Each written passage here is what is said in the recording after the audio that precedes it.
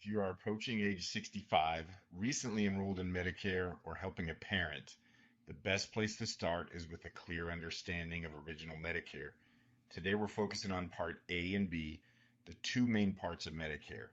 By the end of this session, you should be able to understand what Part A covers, what Part B covers, what you pay each month, what deductibles apply, how the copays work, and what Medicare does not pay for.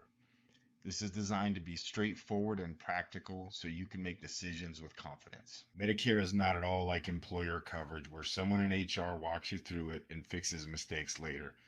Medicare has firm rules and firm timelines. If you misunderstand how Part A and Part B work, the surprise is usually financial, a bill you didn't expect, or a penalty you didn't know existed.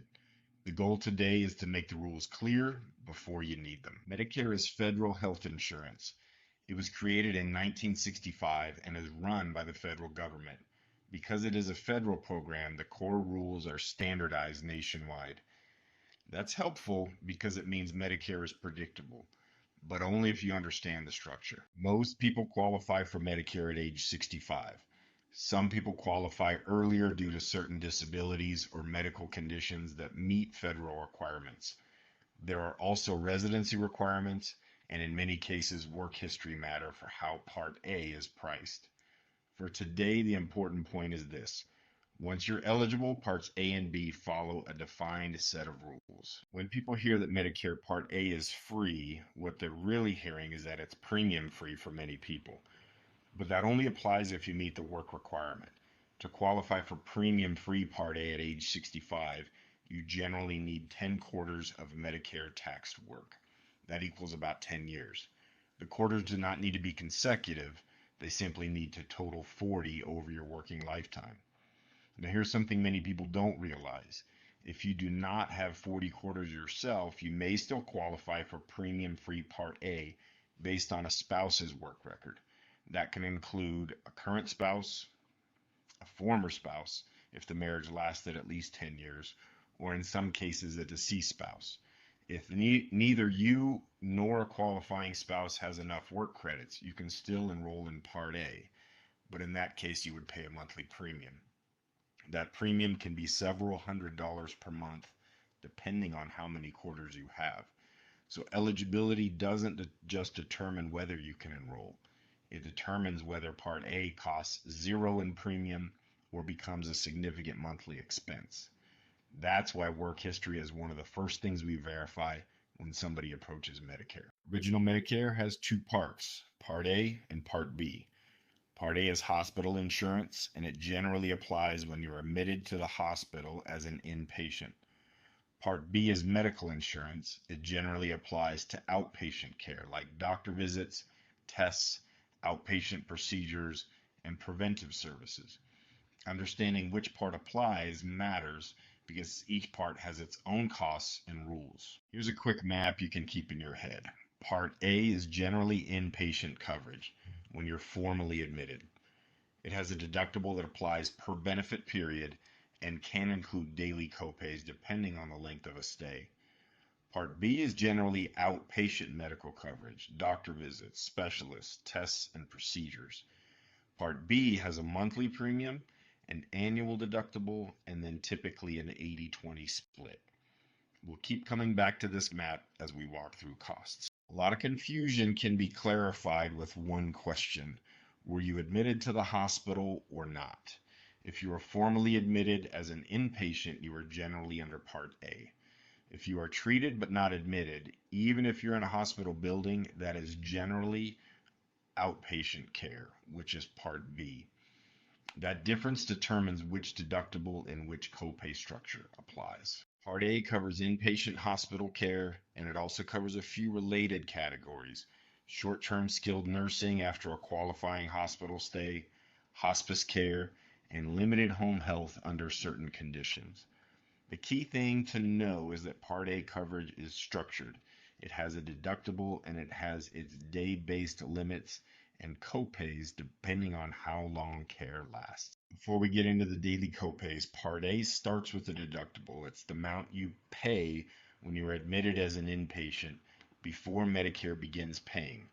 And unlike many health plans, this deductible is not once per year.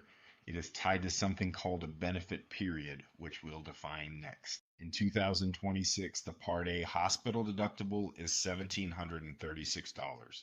If you are admitted as an inpatient, you pay that deductible before Medicare begins paying its share. And this is not a once per year deductible. It applies per benefit period, which is why understanding the benefit period matters. A benefit period begins the day you are admitted to the hospital as an inpatient. It ends after you have been out of the hospital for 60 days in a row. If you are admitted again after that 60-day window, a new benefit period begins and the deductible applies again. So it is possible to pay the Part A deductible more than once in the same calendar year, depending on time. After the Part A deductible is met, the hospital stay follows a day structure. Days 1 through 60 are covered without an additional daily copay. Days 61 through 90 have a daily copay. In 2026, that is $434 per day. If a stay goes beyond day 90, lifetime reserve days apply, and that's $868 per day in 2026. And you only have 60 lifetime reserve days total for your entire life. So again, this is the daily copay for hospital days 61 through 90 under Part A in 2026. The point is not that most people will be in the hospital that long. The point is that the rules are defined, and if it happens, you want to know what the cost looks like so you can plan realistically. Now, skilled nursing facility coverage also has specific rules. To qualify, you generally need a 3-day inpatient hospital stay first. Observation status does not count as an inpatient stay. If you qualify, days 1 through 20 are covered. Days 21 through 100 have a daily copay. In 2026, that's $217 per day. After day 100, Medicare does not pay for that stay. So even a short extension beyond day 20 can create meaningful out-of-pocket costs. Again, this is the skilled nursing facility's daily copay for days 21 through 100 in 2026. Skilled nursing is one of the most misunderstood areas of Medicare. It is not long-term care coverage, and it is not open-ended. The copay begins after day 20, and after day 100, Medicare stops paying for that stay completely. Part B covers outpatient medical care. That includes doctor visits, specialists, outpatient procedures, lab work, imaging, durable medical equipment, and preventive services. In retirement, most routine healthcare interaction falls under Part B, which is why Part B costs and timing matter so much. Most people pay the standard Part B premium, but Medicare premiums are income adjusted. That means higher income can increase what you pay for Part B each month. Medicare looks at your tax return from 2 years prior to determine your premium. So for example, your 2026 Part B premium is generally based on your 2024 modified adjusted gross income. If your income exceeds certain federal thresholds, Medicare automatically what's called an income-related monthly adjustment amount, often referred to as IRMA. This is not optional. It applies automatically if your reported income is above those thresholds, and the increase can be meaningful, sometimes several $100s more per month. Now, here's the part many people don't realize. If your income has gone down due to retirement, marriage changes, divorce, or other qualifying life events, you can request a review. There is a formal process to ask Social Security to reconsider your premium using more of your current income. So income doesn't just affect taxes in retirement. It can directly affect what you pay for Medicare also. That's why retirement timing and income planning matter even before Medicare begins. In 2026, the standard Part B premium is $202.90 per month for most people. If you receive Social Security, it is usually deducted from your monthly benefit. If you are not receiving Social Security yet, you are typically billed. Either way, this is an ongoing monthly cost to have Part B. This is one of the most common questions I get about Medicare. When we talk about Medicare paying 80%, it's important to understand what that 80% applies to. It applies to the Medicare approved amount, not necessarily the amount originally billed. Medicare sets its own approved rate for covered services. That approved rate may be lower than what a provider typically charges. If a doctor accepts assignment, that means they agree to accept Medicare's approved amount as full payment for the service. In that case, Medicare pays 80% of the approved amount, and you are responsible for the remaining 20%. If a provider is non-participating, they may not always accept assignment. In certain cases, they are allowed to bill up to a limited percentage above the Medicare approved amount. That can increase what you pay. This is why provider participation matters. Before scheduling procedures or ongoing treatment, it's wise to confirm whether your provider accepts Medicare assignment. The 80-20 rule sounds simple, but it only stays simple when you understand what the 80% is calculated against. So Part B also has a deductible, but Part B's deductible is annual. And in 2026, the Part B deductible is $283 for the entire year. You generally pay the deductible first before Medicare begins paying its share for most Part B services. Again, it is not per benefit period, it is for the entire year. Once the Part B deductible is met, the simple rule is that Medicare typically pays 80% of the Medicare approved amount. You pay the remaining 20%. The reason we pause here is because 20% can be manageable on small bills, but it becomes meaningful on large bills. Let's put that number on the screen. Here's what that 20% looks like in real dollars. If an outpatient procedure costs $10,000, your share would be about $2,000. If treatment totals $50,000, your share would be about $10,000. The percentage stays the same as the bill increases, which is why understanding the rule matters before you need. Now, this is one of the most important things to understand about Original Medicare. There is no annual out-of-pocket maximum built into Parts A and B.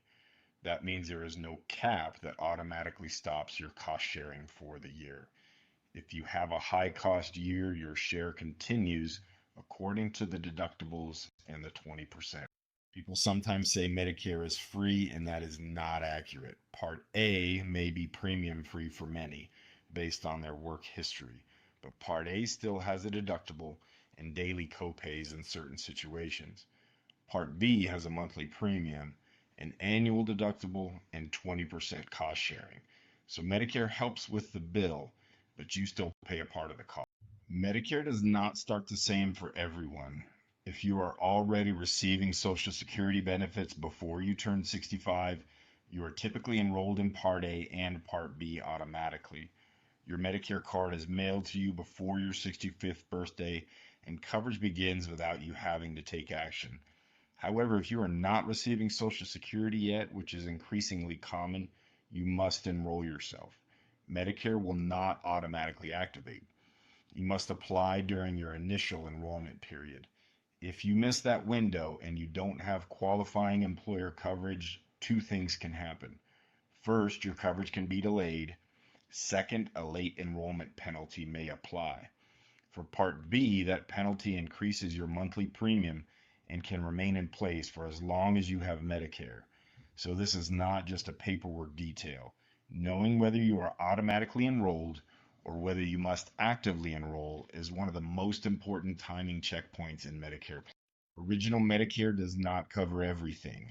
Common gaps include the most routine dental care, routine vision exams for glasses, most hearing aids, most outpatient prescription drugs, and long-term custodial care. These are areas that create confusion because people often assume they're included when they are. Long-term care is often one of the biggest misunderstandings. Medicare may cover short-term rehabilitation after a hospital stay, and it can cover skilled nursing care for a limited time if you meet the rules. But Medicare does not pay for long-term custodial care, ongoing help with activities like bathing, dressing, eating, or supervision. So Medicare is not nursing home insurance for long-term living needs. So like we talked about before, enrollment timing matters because Medicare does not automatically start for everyone the same way.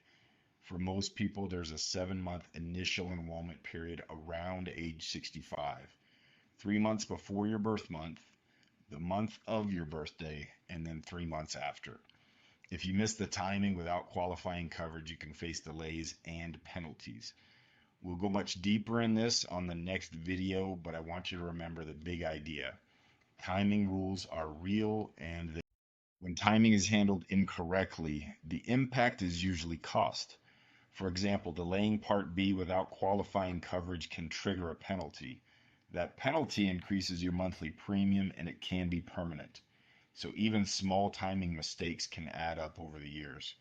That's why we treat Medicare enrollment as a financial decision, not just a paperwork. So let's summarize the foundation. Part A is primarily inpatient hospital coverage, and it follows benefit periods, a deductible, and day-based copays. Part B is primarily outpatient medical coverage, and it includes a monthly premium, an annual deductible, and an 80-20 cost split. Original Medicare does not have an annual out-of-pocket maximum, and enrollment timing is important. If you understand those points, you do have the foundation. In the next video, we're going to focus on enrollment and penalties. We'll break down the 7-month window, how employer coverage changes the rules, what triggers late penalties, and how to avoid the common mistakes that cost people money. If part 1 is the foundation, part 2 is the... If you would like help reviewing your situation from an agent that's been helping people for almost 20 years now, text the word Medicare to 702-605-6038. My assistant Gwen will reach out to you about scheduling an appointment. You can also reach me at sean@seanmadison.com.